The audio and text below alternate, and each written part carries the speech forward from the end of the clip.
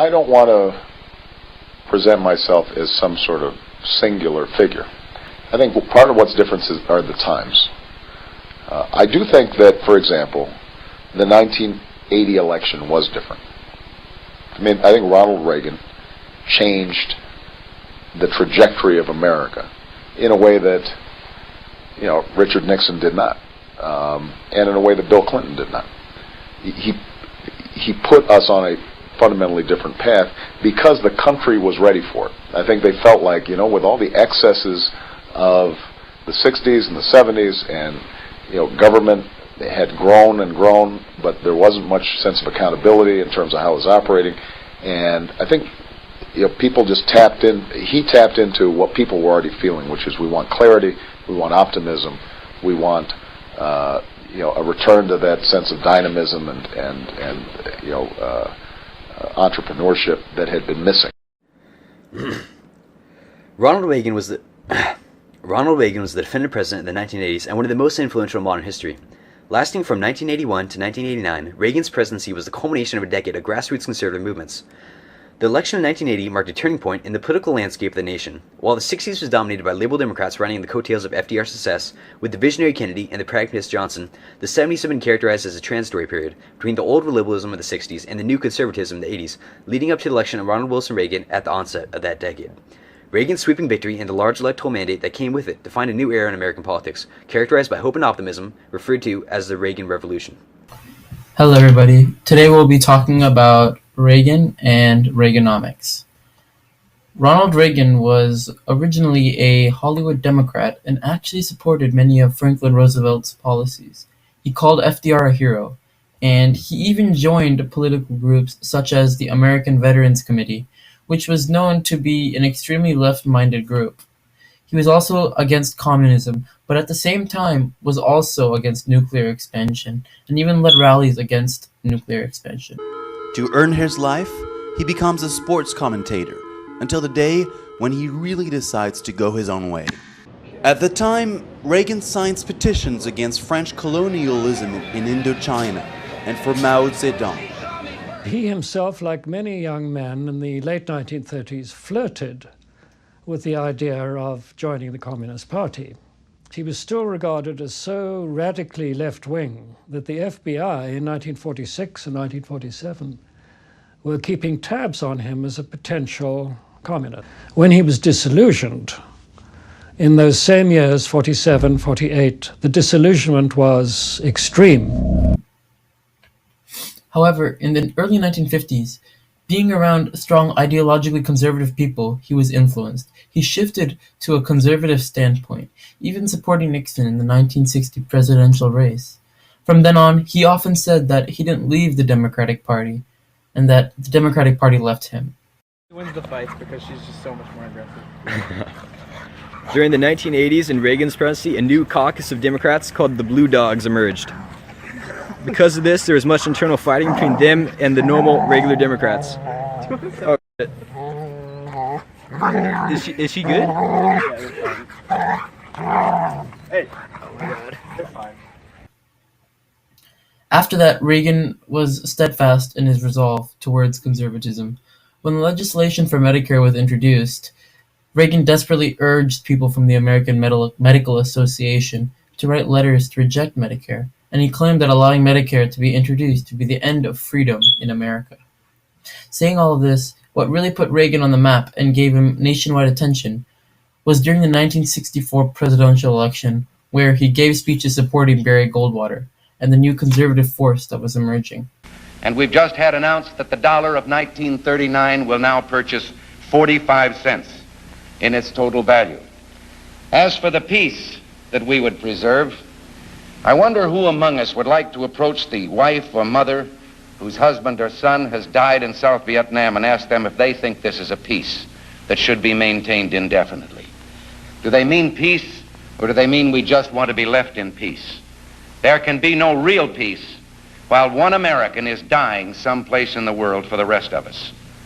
We're at war with the most dangerous enemy that has ever faced mankind in his long climb from the swamp to the stars. And it's been said if we lose that war, and in so doing lose this way of freedom of ours, history will record with the greatest astonishment that those who had the most to lose did the least to prevent its happening. From all this, make sure to note that this 1964 election was where Reagan would make a name for himself, establish political visibility, and buffer him to gain office in the future. So using this, Reagan was able to become governor of California, and as governor, he wasn't afraid to use force to stop protests. One such protest, the People's Park protest, ended in tragedy when Reagan sent the highway patrol to stop the protest, and in doing so, a University of Berkeley student was shot and killed, giving that day the name Bloody Thursday. As governor of California, he was constantly against the idea of a welfare state, and he openly supported less governmental influence in the economy. Next, Reagan aimed for the presidency. After losing in the 1968 and 1976 election, he dominated the 1980 election, winning with the third largest electoral mandate. He completely destroyed Jimmy Carter, who at the time wasn't very popular to the majority of people, and Reagan winning signified the emergence of conservatism in the presidency. Now to Connor. March 30th, 1981, John Hinckley attempts to assassinate the president. Using a .22 revolver with exploding bullets, he fires several shots towards the president.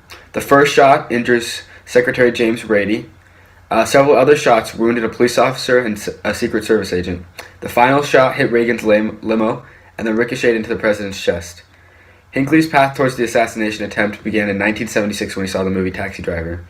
In the movie, the main character attempts to win Jodie Foster's heart by stalking the president. Hinckley hoped that he could win Jodie's heart by killing the president. But were you angry? Well, I didn't know for quite a while until they began to tell me about the young man that had done this and what his problem was, that he was not exactly on a normal basis. And so then I added him to my prayers for myself, that, well, if I wanted healing for myself, maybe he should have some healing for himself. Congress was not as sure as Reagan, but they did approve a 25% tax cut within his first term. The Federal Reserve Board was also skeptical. They believed that this new policy would increase inflation and increase interest rates. Reagan also believed in large amounts of spending on military programs. He believed that the United States was in a window of vulnerability towards the Soviet Union. Massive government contracts were formed, including the Strategic Defense Initiative, now known as the Star Wars program. Tax cuts plus increased government spending created huge deficits. Reagan proposed that these deficits be dealt with by cutting entitlement programs like Medicare and Medicaid. Congress did approve the government spending on military programs, but would not approve cutting of social welfare programs. This created skyrocketing deficits. We have to do the practical things, the down-to-earth things such as creating policies that will stimulate our economy, increase productivity, and put America back to work. Reagan's economic policy, also known as Reaganomics, was used in an attempt to fix the rampant inflation of the previous decade. Reagan's economic policy was based on the beliefs that undue tax burden, excessive government regulation, and massive social spending programs hampered growth. The time is now to limit federal spending, to insist on a stable monetary reform, and to free ourselves from imported oil. Reagan, in the first years of his presidency, proposed a 30% tax cut. This tax cut would be concentrated at the upper income levels. The idea behind this is supply-side or trickle-down economics. The basic principle is that if the rich people have more money to spend, this money will go into investments in business, which will help growth in the U.S. economy. Here's Abhiram showing how trickle-down economics works. This is trickle-down economics. Tax cuts for the rich provide investment for businesses to create new jobs. Before I get started, though, here's a tribute to Mr. Smith with my New York Yankees baseball poster. Alright, so let's get started. Keeping this in mind, let's talk about the next step in Ronald Reagan's presidency, the election of 1984. Here's a quick clip from arguably the most famous political ad in American history, Morning in America. It's morning again in America. Today, more men and women will go to work than ever before in our country's history.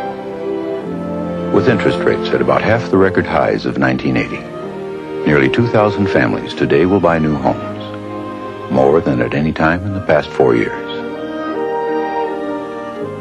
This afternoon, 6,500 young men and women will be married.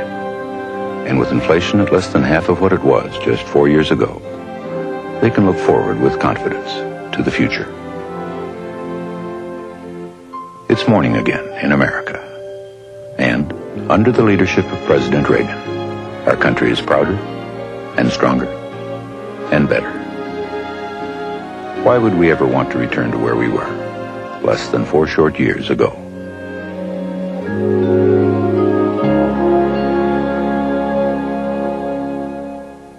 This election is truly monumental as Ronald Reagan pulled off one of the largest landslides in history, winning 525 out of 538 electoral votes. At this point, Reagan was the incumbent for the Republican Party, facing off with former Democratic Vice President for Jimmy Carter, Walter Mondale. Reagan, through many political ads like Morning in America and banking on the fact that he was already beloved for bringing America out of the recession of 1982, talked about many of the same conservative policies he promoted throughout his former presidency. Mondale and Democrats, however, vowed to raise taxes, and Reagan continued to promise economic growth and stated on many occasions that deficit would not hurt America in the long run.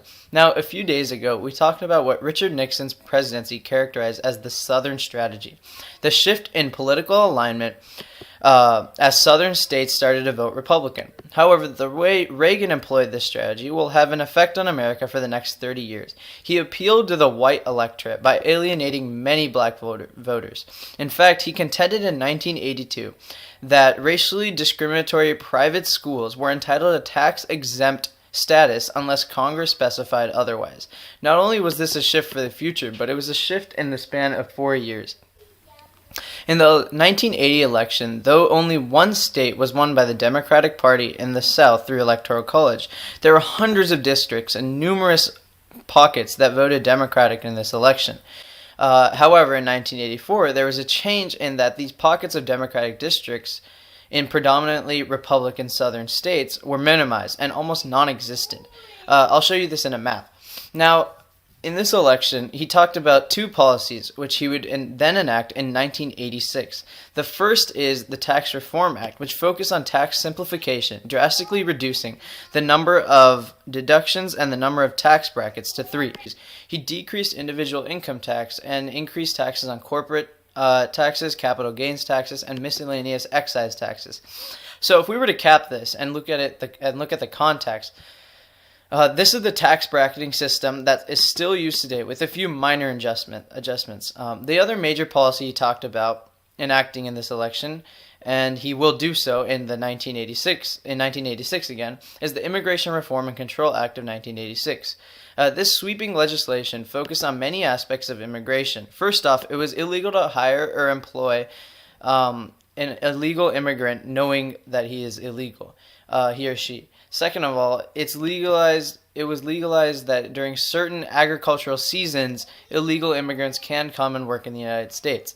And third, it allowed for illegal immigrants living in the United States prior to 1982 to apply for amnesty and U.S. citizenship, for which many were granted so. And with these legislations, that basically wraps it up.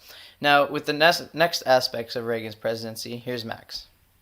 In the Cold War arena, Reagan rejected the old notion of détente, which had been employed in the 70s by Nixon and Ford and Carter in suppressing Soviet influence throughout the globe. He claimed that the U.S.'s policy in containment and de-escalation were in fact a litany of compromises made by Americans and resulted in attrition and encouragement on the part of the USSR. He advocated a policy of peace through strength that would put pressure on the struggling Soviet economy and lead to its inevitable demise.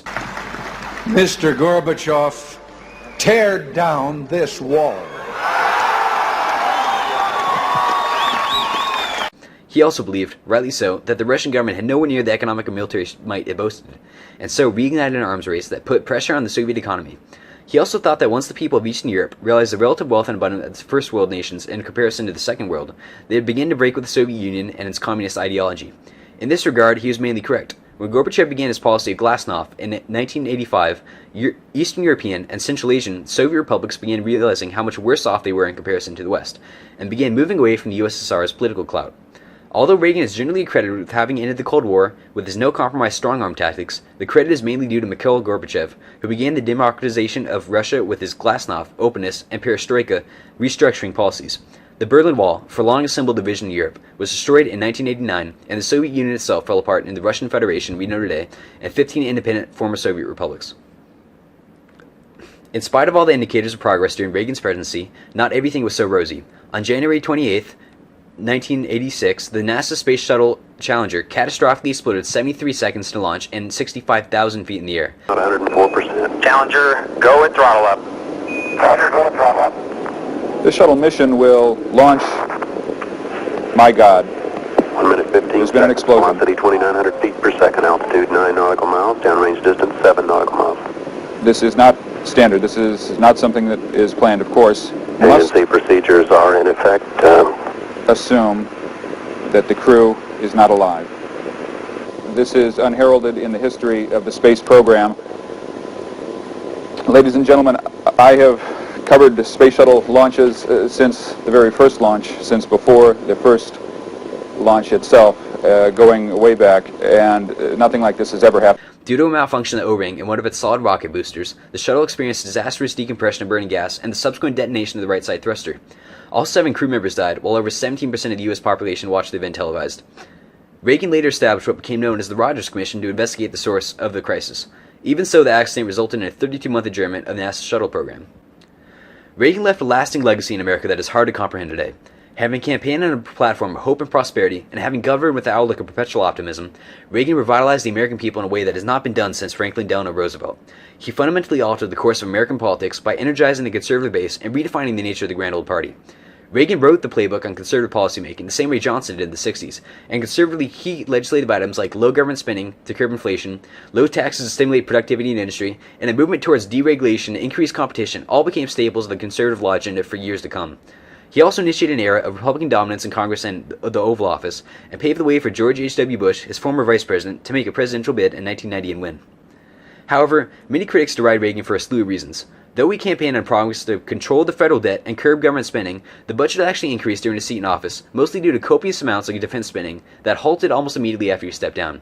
Although median household income increased greatly during his time in office, for the working class, growth in nominal wages was exceeded by inflation, meaning real wages actually decreased in his 2 terms.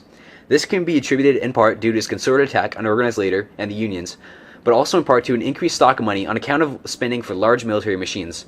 In his foreign policy exploits, he funded his missile defense program called Star Wars that was costly and an outrageous debacle, but still frightened the Soviets into thinking he had made a nuclear deterrent. Reagan caused the rebirth in the national spirit that had been dormant since the Great Society era of Lyndon B. Johnson, and even earlier with the emergence of the American century and the feeling of U.S. exceptionalism, the idea that most people pride themselves in being citizens of a vibrant liberal democracy. After the weakening of the U.S. under Jimmy Carter with the Iranian hostage crisis and subsequent foreign policy failures, Americans readily believed that the U.S. had returned to center stage in the realm of world affairs, and once again believed that the upward trek of development and progress would never come to an end. Reagan was called the great communicator for his ability to convey profound and meaningful ideas to the American public in simple but eloquent patterns of speaking. He was also an ardent fan of U.S. history. In his final address to the nation, sitting in the Oval Office, he spoke the following words. The past few days, when I've been at that window upstairs, I've thought a bit of the shining city upon a hill. The phrase comes from John Winthrop, who wrote it to describe the America he imagined. What he imagined was important because he was an early pilgrim, an early freedom man. He journeyed here on what today we'd call a little wooden boat, and like the other pilgrims, he was looking for a home that would be free. I've spoken of the shining city all my political life, but I don't know if I ever quite communicated what I saw when I said it. But in my mind, it was a tall, proud city built on rocks stronger than oceans, windswept, God-blessed, and teeming with people of all kinds living in harmony and peace. A city with free ports that hummed with commerce and creativity. And if there had to be city walls, the walls had doors, and the doors were open to anyone with the will and the heart to get here. My friends, we did it. We weren't just marking time. We made a difference. We made the city stronger. We made the city freer. And we left her in good hands. All in all, not bad. Not bad at all. And so, goodbye, God bless you, and God bless the United States of America.